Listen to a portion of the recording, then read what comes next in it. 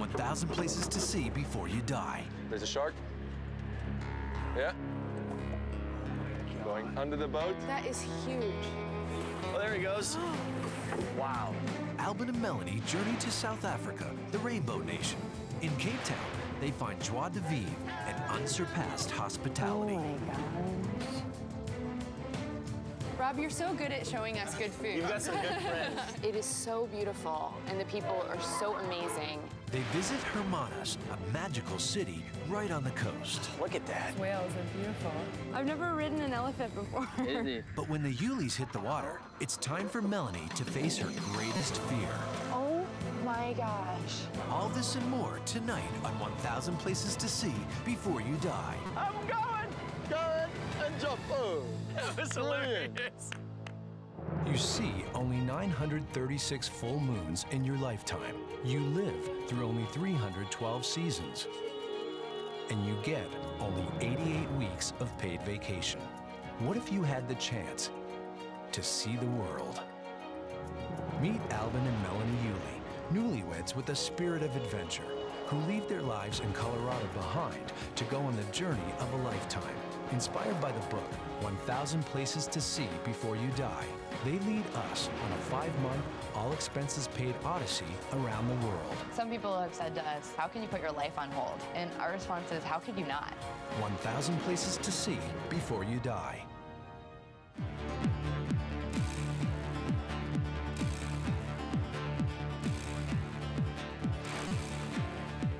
Gansby has the world's largest population of great white sharks. It's been a dream of Albin's to see the great whites up close. For Melanie, not so much. When we come up with the idea to do shark cage diving, I can't wait. My initial reaction to shark cage diving in South Africa is, there's absolutely no way. It's the most ridiculous concept I've ever heard. Welcome in Shark Fever. Thanks, Yeah. Mike. We anchored here in Shark Bay. It's basically this entire bay here.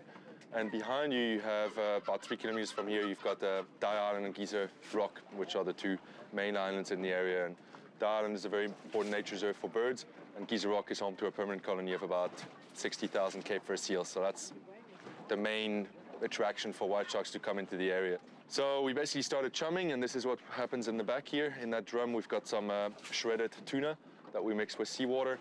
And it basically slowly dissolves itself in the seawater, and it basically gets ladled out throughout the day. And those little fish pieces and fish smell, fish oil will basically drift away from the boat with the current, and that creates what we call a chum slick. Sure. So you said that these birds are going to be some indication to us when the shark's coming. Yeah, as long as they're sitting like that around the bait, you can relax. Because they'll fly away and... Yeah, they'll be, you know, if you Let us spend know. half your life with your feet dangling in shark-infested waters, you get a good Yeah. feeling for what's underneath. So, and obviously there's always a bunch of them, so it can drop to. There's a shark. Yeah. Oh, there it is. Yeah, you see it? Holy oh my cow. gosh. Going under the boat. That is huge. Oh, there he goes. Wow. Did you see that? Turning around. There he is. Oh, right at us. Look at this.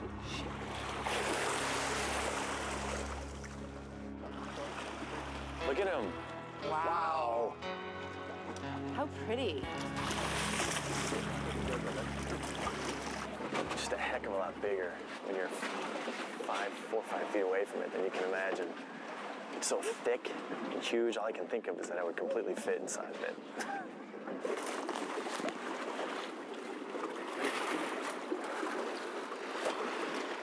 Big was she? That was probably at least 10 feet.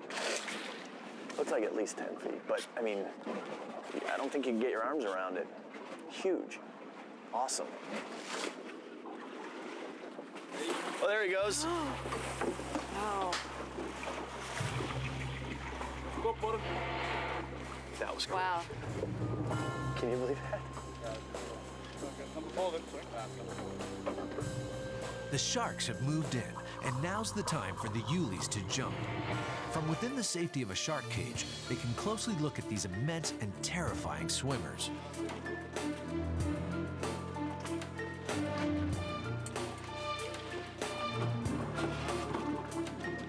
You'll seal this nicely against your skin, and then pull your hoodie over and tighten the straps, and away you go. This trip has forced me to sort of challenge myself in ways that I never was willing to before. It's a nice experience. It's one of those rare occasions where we cage humans, which we should really do more often. And you kind of wonder if the shark is coming to look at us humans in a zoo, or if it's the other way around. Up until the last moment, I didn't even know if I was going to get into the cage or not. And I'm having some issues with my mask. So water's leaking into my face.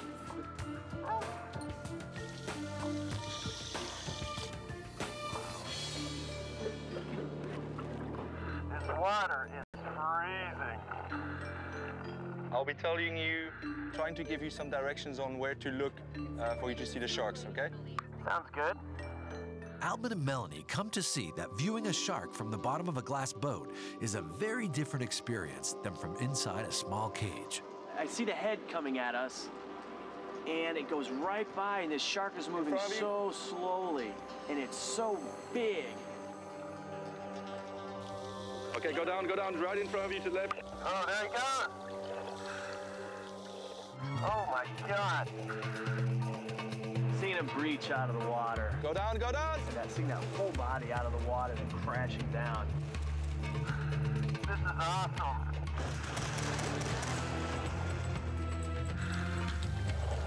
You see her? God, that's huge. Whoa. Had a little action that time. She's coming back straight to the bait. She's coming up. The one thing that this really changed for me is my perception of sharks. Unless you're doing something to antagonize them or instigate something, they're not looking for trouble. Oh, wow. They're not looking to go hunt humans. They're swimming right up against the cage, but so slowly. They're so graceful. She was butting right up against the cage. That's what you want to see. That's what you want to see when you do this. Sorry.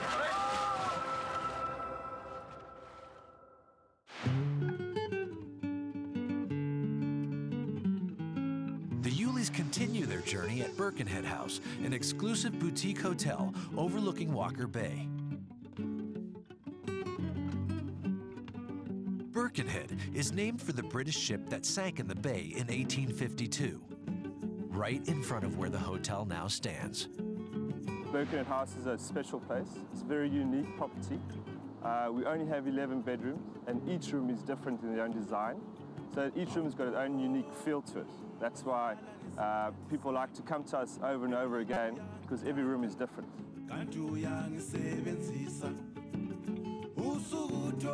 Guests need go no further than a few steps from the back of the hotel for a glorious breakfast. Ah, look at that. Look at both of them. Those whales are beautiful. There's 2 or 3 of them out there. There are so many things to do in Hermanus. We can do the whale trip, we can do shark cage diving, we can do beautiful walks here in Ferncliff.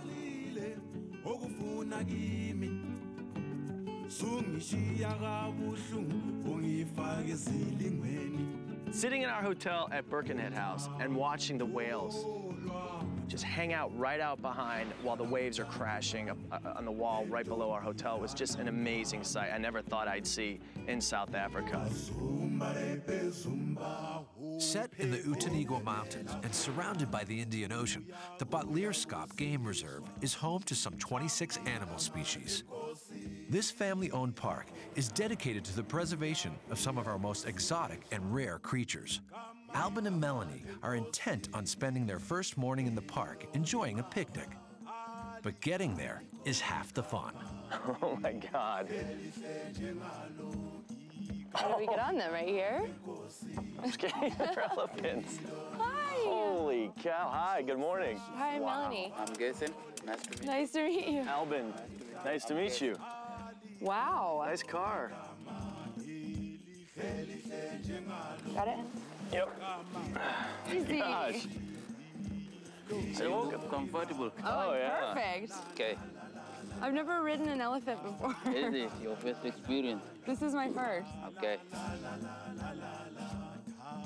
Have you ever saw elephant drinking? No. Yeah, they use the trunk is a combination of a hand and nose. They suck and hold in and blow into the mouth. So what is an elephant's biggest predator? Is it the lion? It's a human being. They kill them for their ivory. These days, people, they kill elephants only for their tail stuff. Use their tail hairs to make some bracelets and necklaces. Just for the tail, they kill the whole elephant?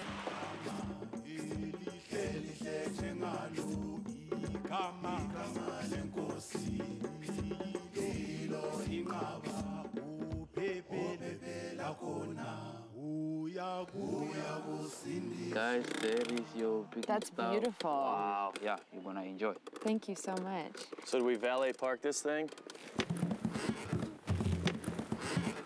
Wow. Here we go. Thank you.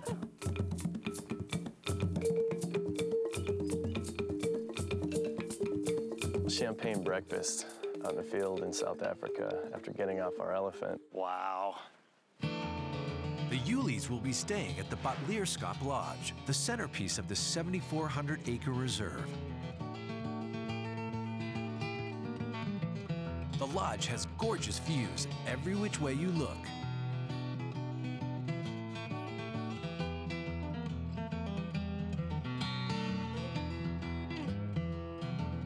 Guests feel right at home in one of 14 luxury tented suites right in the middle of the bush. Guests are transported to the rooms with a little boat.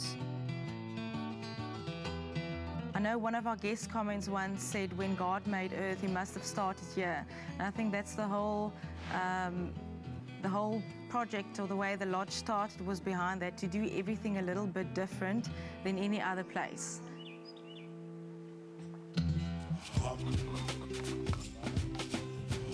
Fresh from breakfast, the Yulees help their guide Steve give Satsi a meal of his own.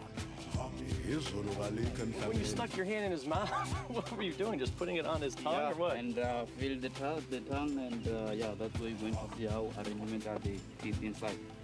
They don't have incisors and canines like other antelopes, it's only molars. So I just pour in the top? Yeah. But this is like his nose and his hand, right? Okay. Oh, I guess right there. Yeah, trunk up. Here we go. That's it, one more. I felt the tongue.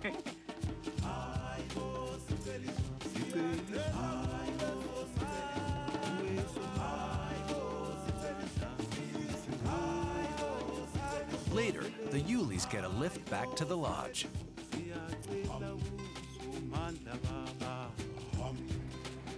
From there, they join their guide for a safari ride through the game park. Along the way, they meet rhinos, buffalo, giraffe, and zebra, among many others. Look at this guy. It's a male. How do you know? The bottom. What about the bottom indicated that that was a male? During intercourse, it has to mount, and so the bottom of the shell is concave. My name is Gerard Brummer, and I'm a game ranger and field guide at Botlierskap Private Game Reserve in the Western Cape. Botlierskap has been involved in breeding of wildlife since its inception. There's a couple of rare species that we breed, some of the disease-free Cape buffalo, and then species that are endemic to the Western Cape, meaning that they don't occur anywhere else in the world. Cape mountain zebra, so Western Cape from South Africa, the only place in the world where you'll find them. Only about 2,000 left. It's beautiful. See how the stomach is white? Yeah. The stripes don't extend below. And also, if you look at the throat, a little flap of skin, a dewlap. And the pattern's unique to each individual. It's like a fingerprint. Really? So pretty. And it's also different from the left side and on the right side. it's such a funny feeling having all of these different animals, including wildebeest and zebra, giraffes, staring at us like we're on display.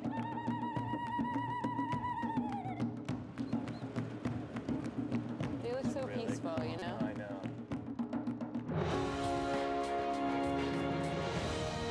The Kango Ostrich Farm is named for the lush valley in which it's located. This farm of fowl is home to 300 of the world's largest bird.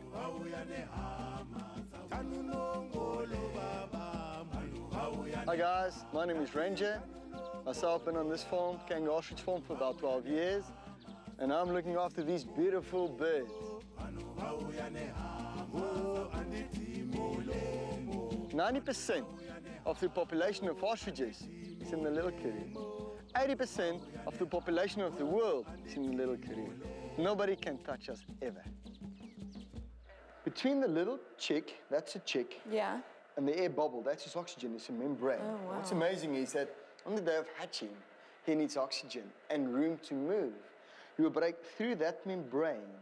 Now inside this oxygen gives him enough time to hatch. For eating, 1.5 hours to get a hard-boiled egg. The ostrich can lay up to 60 eggs, the largest natural output proportional to the size of the mother. At the tender age of 14 months, the ostrich is sent to market where meat, skin, and feathers are harvested. Income-wise, about 10% income is from the feathers. Feathers go to Europe, to United States, Las Vegas, Brazil, Rio de Janeiro Carnival. The main income is the leather, the skin. It's got the toughest leather and the most expensive leather also on the market today.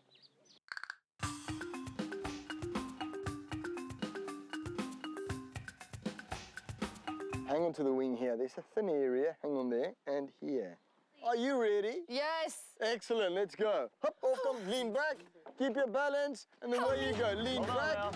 That's a nice walk in the park. Yeah, man. Look at that. You're doing a good job. Hang on. Okay. You're doing good. Now, let go the wings. Let go. the wings? Okay. And voila. That was Brilliant. hilarious. Excellent. Now, Africa is a tough country. The ladies, we help. The gentlemen, what can I say? Hop, I can give that. Hop, lean back, and away you go. Hop, oh yeah, up, and jump. Oh, you're right. Ostrich can go up to 40 miles per hour, but riding them at slower speeds isn't exactly a walk through the park. You ready? I think so. Let's get on with it. Lean back, grip your legs, up and away you go. That's it. Up. Whoa! I thought you did a really good job. You did much better than I did. I fell off twice. I know, but I think you stayed on longer than I did. Once you get your weight forward, you're done, because you fall right towards his neck, and then you panic, and you lean, and you get thrown. Oh, God! Cut, that's an ostrich massage. Hang on to the back head. No, that's loving these birds. Oh, this is good.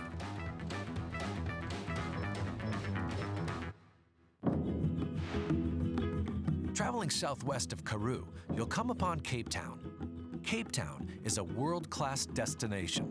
No surprise, given its temperate climate, natural beauty, and cosmopolitan atmosphere.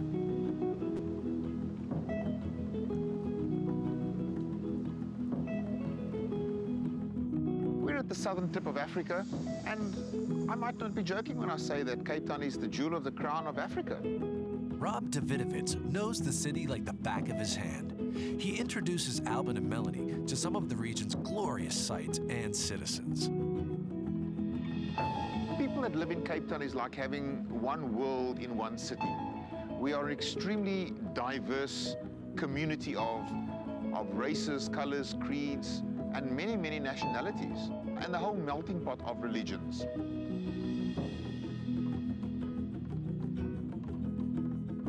Cape Town is the most beautiful city in the world for me, and I wouldn't want to be living anywhere else.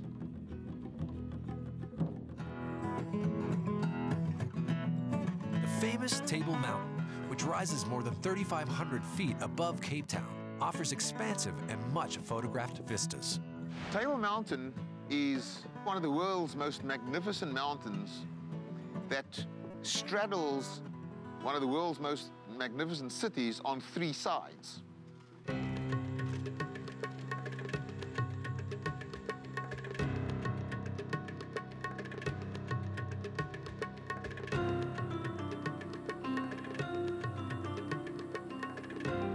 One can reach the top of Table Mountain by cable car. It is the Table Mountain Orte, quite a unique piece of equipment, unique in as much that it rotates as one ascends the mountain. So you just stand where you are and you get a 360-degree view. Oh my God. There's nothing to hold on to.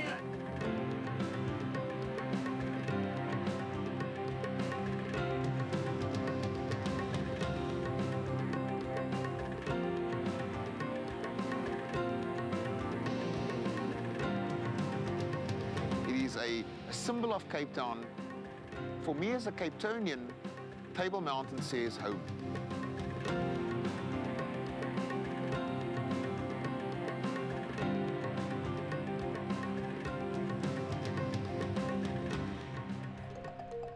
Nestled at the foot of Table Mountain, the Mount Nelson Hotel has welcomed Cape Town's preeminent visitors for more than a century. The Yulees are welcomed with an upgrade to the presidential suite and an invitation to the Nelsons' famous high tea. Oh my gosh. Wow. My name is Nick Saver. I am the managing director for the Mount Nelson Hotel. This is plush. I know. The presidential suite is an absolutely, it's a fantastic suite, very spacious and very luxuriously decorated in a more contemporary style. It's sumptuous. Look at this. Oh, I love it. It's really different from the other places we've stayed at.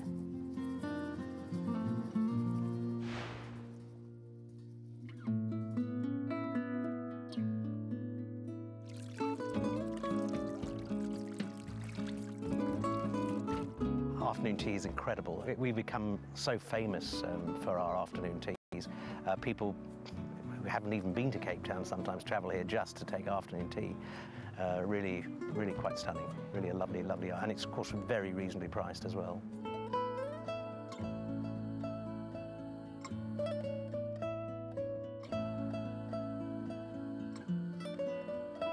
I think people love coming here because it's they really feel as though they're, although they're in the city centre, they're... While segregation no longer exists in South Africa, the people of Cape Town can never forget the horrors of apartheid. A new museum, built in an area known as District 6, long a whites-only area, educates young South Africans about the history of apartheid. The area was developed from as early back as the late 1600s. It used to be a farm. Then it became a place where the freed slaves moved in, and because it is a port city, many of the people who migrated to Cape Town first landed there, so that was their very eclecticness. District 6 was viewed by the government as a slum and an area of dereliction, and therefore it was completely destroyed and then wanted to be rebuilt. On February 11th, 1966, the government forcibly removed residents of color from their homes in District 6. First family was moved out in 1968, and the last family was moved out in 1982. The residents who were still currently living there, they could see the destruction happening. Every day a truck would come past, and then they would start destroying their houses. So you could literally see your neighbors' houses being destroyed. Well, we'd like people to come and visit the District 6 Museum, not only to hear the story of District 6, but to hear the stories of forced removals in Cape Town, in South Africa, and across the world, and to see how politics can destroy a community, how politics can destroy a nation of people and destroy the souls of people. It is humbling to pay honor to South Africa's struggle, perseverance, and heroism.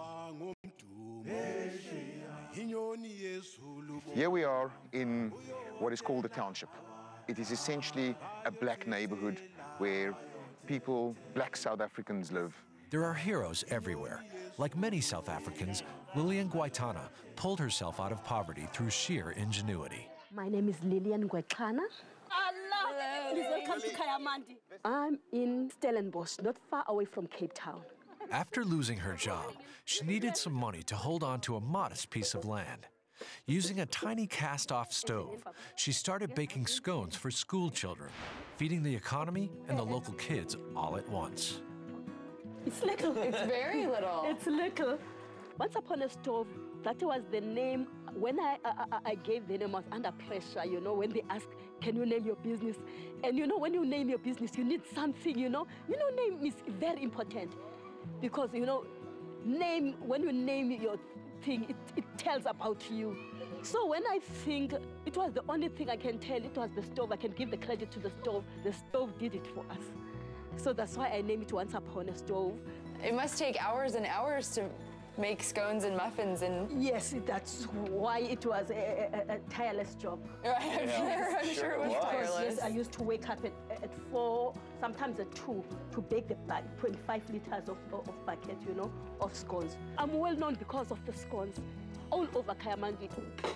Lily prepares a feast for Alvin and Melanie as she relates her inspirational history. Spinach looks so good. I love spinach. When I was 14 years of age, I moved with my parents to the Eastern Cape. My father was a pensioner, and he lived only for 4 years in the Eastern Cape. He died. After he left us, there was not that pension money we used to depend on. My mother begged me, Lily, go back to the Cape Town and work for us. I was very young then, turning 19. And because of this pass law, you had to have a permit to be in any town or any city. So I didn't have a permit. Every black person needed a pass, and if you did not have that pass, you could be arrested, and in fact, that is what led to the Soweto uprising. People were killed because they didn't have the pass. When I arrived in the Western Cape, I couldn't speak a word of English. So 1979, there was a soap called Dallas. Dallas. I love Dallas. I love Dallas, so I wanted to hear JR, you know. So no way. You know, I was watching Dallas is how I learned my English. Watching Dallas is where you learned English. Yes. So when you got this house, all you got was it was just a roof? That side of the house, not this one. This wasn't even part of it. Yes. This part of the house was an extension. It was that side. It was just a roof, foundation, and a toilet. No walls. No walls, yes. You had to finish the walls. That is the subsidy. God is good all the time because I never think, because I know that I'm a poorest of the poor and I don't have an education. I thought people who are going abroad, the people with money and education, I didn't know if you've got a skill and, you know, a dream, it can take you wherever. I can't even begin to talk about how inspiring Lily is. She says she's uneducated. I think the best thing that she never learned was quitting or failure. That's never an option. She just seems to keep moving forward and onward and upward. I think sky will be the limit. I'll try to fly. Yes, I will try to fly.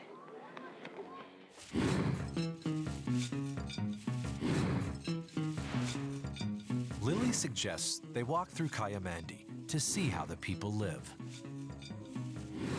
Where in the world would you think that you're going to be walking around the township and having a view like this? This is so beautiful. This is $1 million view. You cannot exchange it is $1 million view. Anything, not for anything. This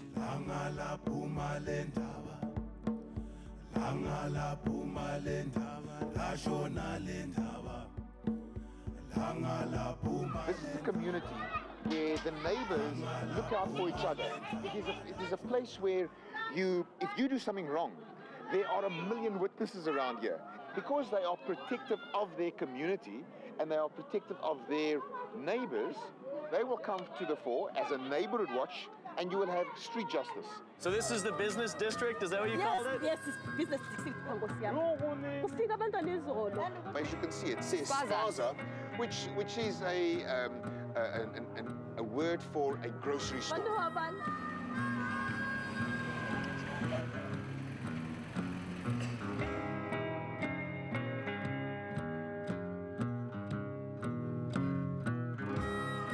Perhaps more than exquisite sights, the people of South Africa are the country's main attraction.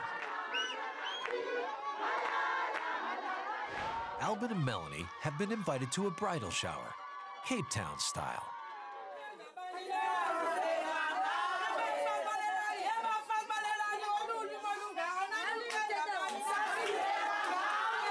All those songs, they've got message. They were talking, when you arrive in that home, you must be our ambassador. Yes, do what is good.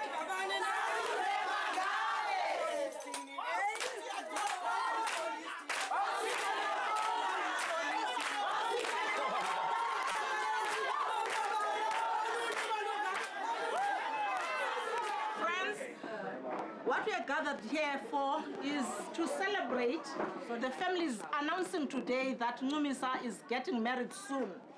And because of that, the community gathers together to give gifts. When we go to the bridal shower, because we didn't know very well in advance that we were going, we didn't bring a gift.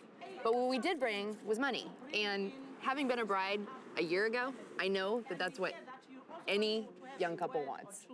To Numi, this is the lady of the hour. Well, thank you so much for sharing this day with us. I know what it's like to be a bride, and I know how stressful it is. So here's a gift from us, and good luck. And I hope that your marriage is as happy as ours is. Thank you. Thank you for sharing your day with us. Thank you. We loved it. Thank you. Have a great day. Congratulations.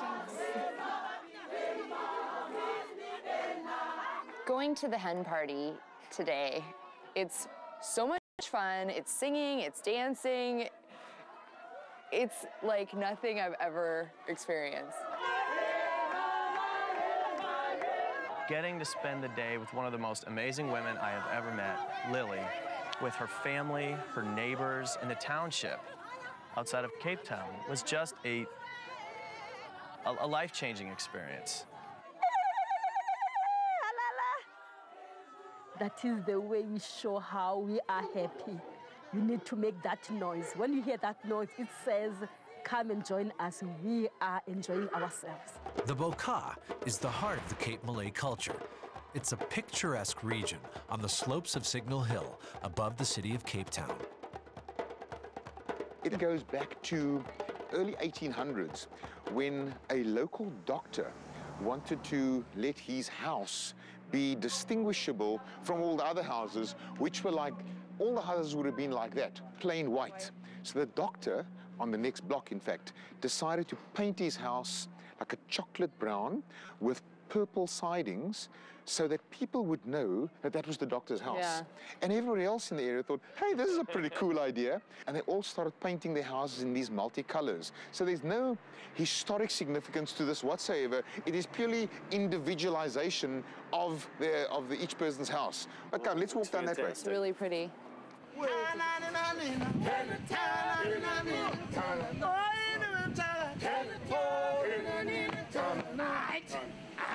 Along with lively street performers, the Victoria and Alfred waterfront offers a look at Victorian architecture, maritime tradition, and African culture.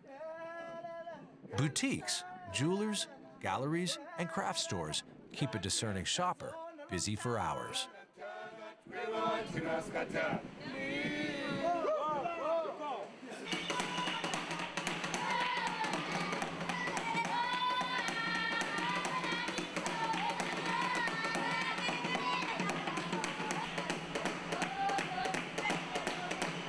Visitors may want to do some shopping in Cape Town's famous Green Market Square, right in the heart of the city.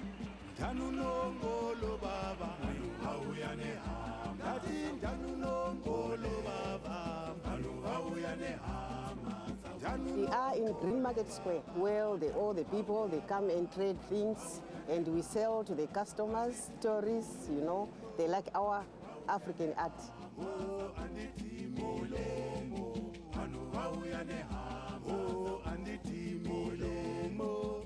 All this, I make it myself, and first I have to tell them my price. You know, sometimes they say negotiable, negotiable, and then I calm down a little bit, you know, because this is handwork, it's not machine, it's not easy. I learned from my grandmother when she was just telling me, as a woman, you don't have just to sit like this, you must use your hands. That is my talent. So I listen to her, So now today I've got a talent from my grandmother. A little known fact of Green Market Square is that we have a national monument which is called the Old Tuinhuis. Every single measurement taken from the city is taken from the steps of the townhouse. That is considered to be the geographic dead center of the city. Whether you're there to break the bank, explore some history, or check out the locals, you're bound to have a good time.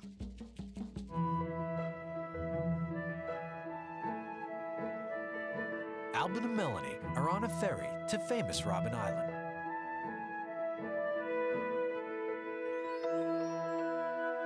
From the mid-1600s through the 1990s, Robben Island served as a prison for political exiles and social outcasts. I think anybody who goes to South Africa to visit as a tourist, traveler, what have you, is gonna feel compelled to ask the South Africans about apartheid. But their outlook on it is such a positive, optimistic one that it's inspiring. But what was helpful for us was to go to Robben Island and see where Nelson Mandela spent 27 years. Anyone speaking out against apartheid was destined for a cell in this jail infamous for brutality. After the defeat of apartheid, Robben Island took on a new life as a popular museum and symbol of liberation.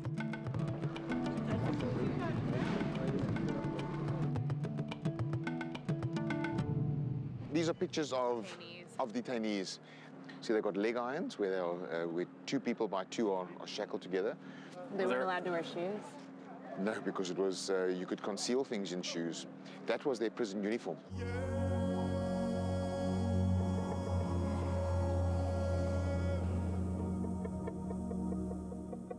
Guys, you notice that the gateway says, Ons dien met trots. What does that mean? It means we serve with pride.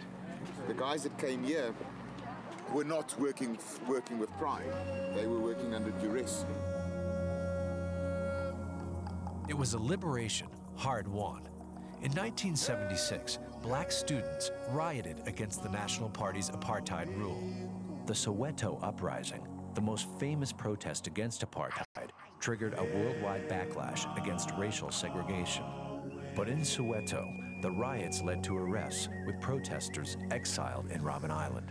One of those arrested was former prisoner Medisi. Hi, I'm Rob. Hi, Medisi. Hi, Medisi. Hi. Hi, Albin. Medisi. Nice to meet you. Melanie. Medisi. Nice to meet you. Glad to meet you too. Good. I am an ex-political prisoner, that's true, here from 1977 until 1982.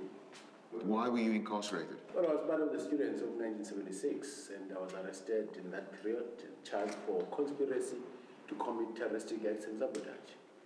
You say 76, were you part of the Soweto Uprising? That's right. Next, Medisi takes the Ulis to what is perhaps the world's most famous prison block. It is here that South African leader and Nobel Peace Prize winner Nelson Mandela endured for 27 long years. Coming into passage in B section, we're actually going to Mandela's cell, which is the cell that he occupied for the greater part of his day. This is that cell. As you can see, those are the two mats that prisoners use. Mats like that, sisal mat and the felt mat. So that is an actual mat. That's you guys right. slept on that right there. That's right. Medisi continues to show Albin and Melanie around the prison. Yeah, well, this was a part of the area that was built up when they were subdividing these single cells into 3 different sections. And of course, in this courtyard, there's this tennis court. This is a tennis court? Yeah, this is a tennis court. Tennis court? That's right. Did you guys use it a lot? It was used a lot. That's where they hung the net. These tennis courts served another purpose other than just fitness. Because if these prisoners in this section wanted to send a message to B section very quickly, they would be pretending to be playing tennis here. Then they would hit the ball as if inadvertently over that. And it would land in the courtyard of B section. And of course, that tennis ball would have a hole in it where some note has been pushed into the ball, you see. So the prisoners, when they collect that ball, they would exchange it with their own ball, send their own ball over, so they would have enough time. They would pass on messages like that. Yeah. That's so smart.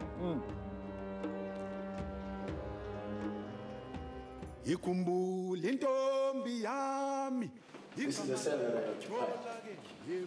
This is the cell. Small. So you lived very small.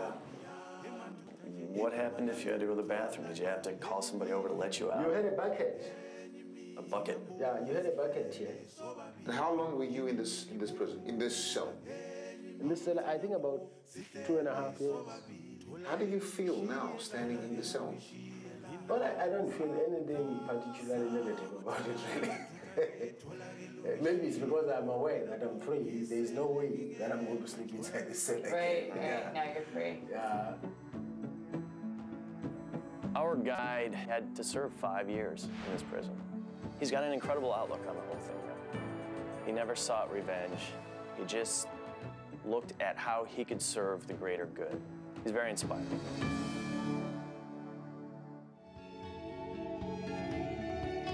South Africa was the most remarkable place I've ever been to. It was so surprising because you have sort of this notion, wild, crazy Africa. And you do get some of that, but it is so beautiful and the people are so amazing. It like revealed itself to us in such a remarkable way. Go down, go down! Shark cage diving will forever be one of the most exciting things I've ever done. And then spending a day with Lily and seeing the township, absolutely life-changing. Lily is hands down the most inspiring woman I've ever met. What was helpful for us was to go to Robben Island and see where Nelson Mandela spent 27 years wrongfully. I think the only way that someone as a traveler can grasp the feeling and the vibe of this country is to spend time with the people, because they make this country what it is. It's so inspiring and refreshing to hear that South Africans are forgiving. Have they forgotten? No. But the only way to move forward is to forgive. And they've done that. The manner in which they're moving forward should be a lesson to the whole world.